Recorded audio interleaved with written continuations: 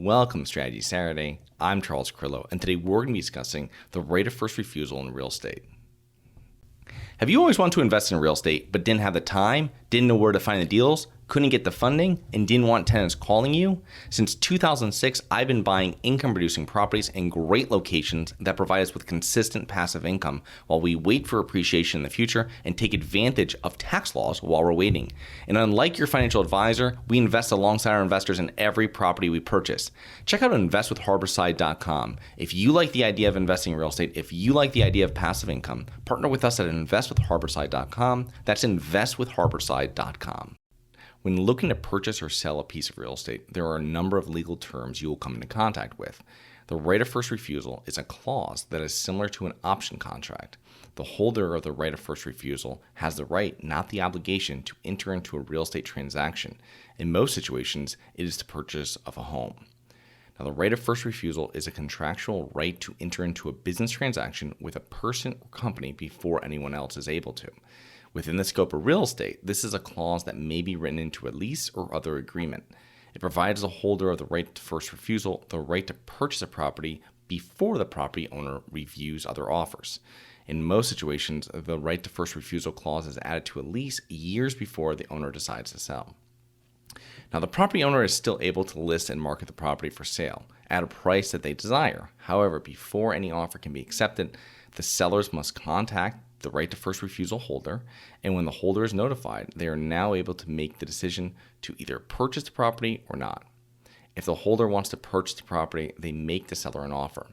If the holder declines to purchase the property, the seller is now able to negotiate other offers from buyers and accept one. So typically, when is a right of first refusal used? Well, typically it's between a tenant and a landlord. A tenant who believes they might be interested in purchasing a rental property they live in may request a right to first refusal. The landlord must consider their offer before negotiating with other buyers. Usually it is in the interest of the seller to sell directly to the tenant. It reduces their selling costs dramatically since no agent is required. In addition, the tenants are very familiar with the property and will most likely not require as many contingencies as another buyer would.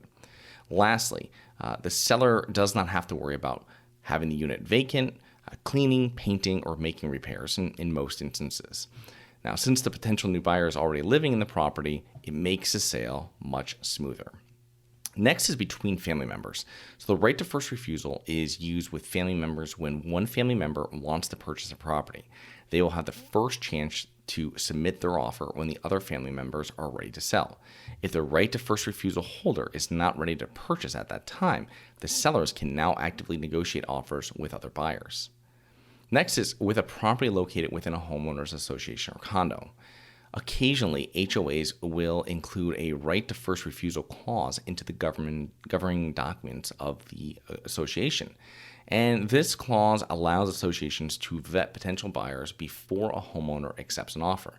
It is also used to avoid discounted sales that would otherwise lower the values of the other units within the association.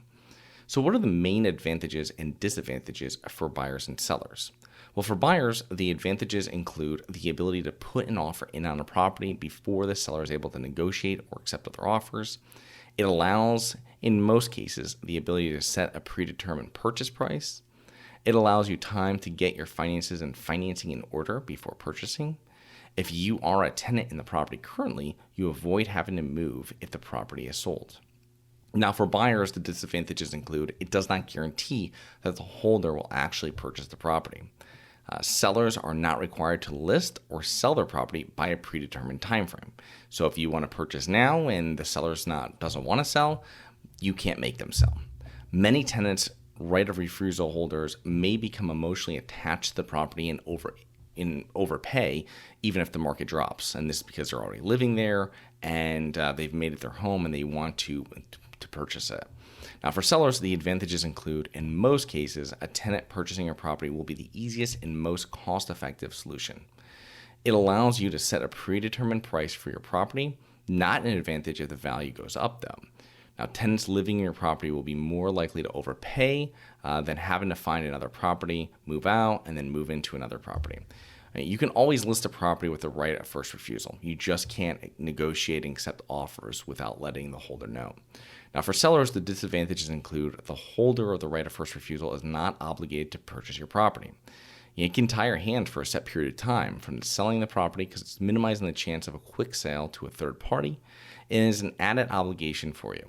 So if you have to let that seller know or the buyer know, the holder, before you list it, then you have to wait, and it might be a predetermined time that you have to wait for them to get back in touch with you and to let you know, and this could delay your sale of the property.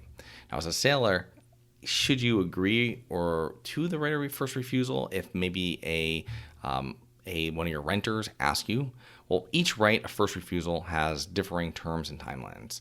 Some have exceptions for cash offers, and there's expiration dates on how long the right of first refusal lasts for.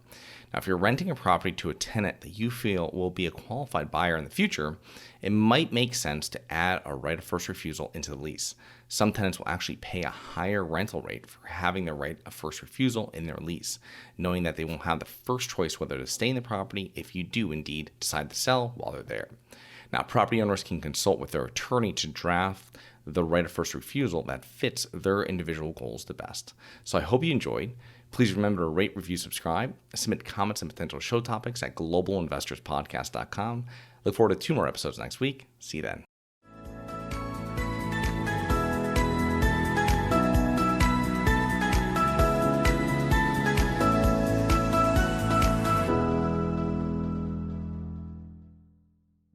Nothing in this episode should be considered specific, personal, or professional advice. Any investment opportunities mentioned on this podcast are limited to accredited investors. Any investments will only be made with proper disclosure, subscription documentation, and are subject to all applicable laws. Please consult an appropriate tax, legal, real estate, financial, or business professional for individualized advice. Opinions of guests are their own. Information is not guaranteed. All investment strategies have the potential for profit or loss. The host is operating on behalf of Syndication Superstars, LLC exclusively.